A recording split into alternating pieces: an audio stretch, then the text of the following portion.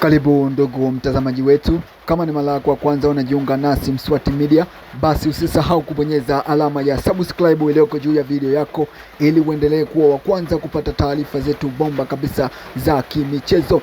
Basi tunakuangazia taarifa kuelekea mchezo wa watani wa jadi, yani Kariakoo Derby ambayo inapigwa leo Machi 1 katika uwanja wa Amani Complex wa mjini Zanzibar, ambapo Simba Sport Club watakuwa ni wageni wakikaribishwa na wenyeji wao Young Africans katika mtanange huo, mtanange wa kukata na shoka, mtanange ambao mtoto hawezi kutumwa dukani, ambao utapigwa majira ya saa 2:15 usiku.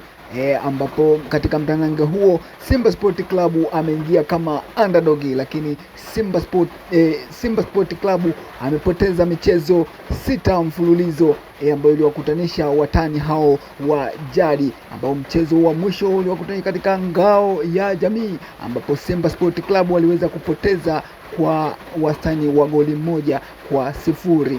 Hivyo Simba Sport Club wanaendelea kuwa watumwa kwa Young Africans. Basi ndugu mtazamaji wetu, leo tunakusogezea taarifa na hisia za kusisimua, ambapo mtani Simba Sport Club hataki unyonge tena.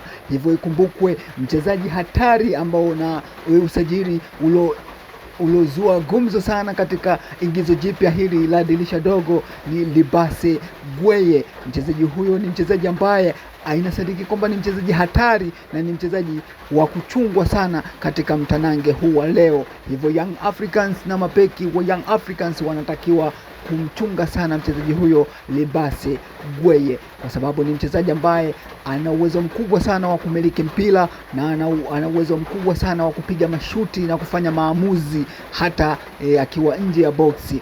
Ikumbukwe mchezaji huyu Libase Gweye amekuwa na kiwango kizuri sana mara baada ya kusajiliwa na wekundu wa Msimbazi Simba, tukimshuhudia akifanya makubwa katika michuano ya kafu ya klabu bingwa barani Afrika, lakini katika michezo mbalimbali ya ligi kuu ya NBC Premier League Libase Gweye amekuwa ni mwamuzi wa mechi za Simba Sport Club.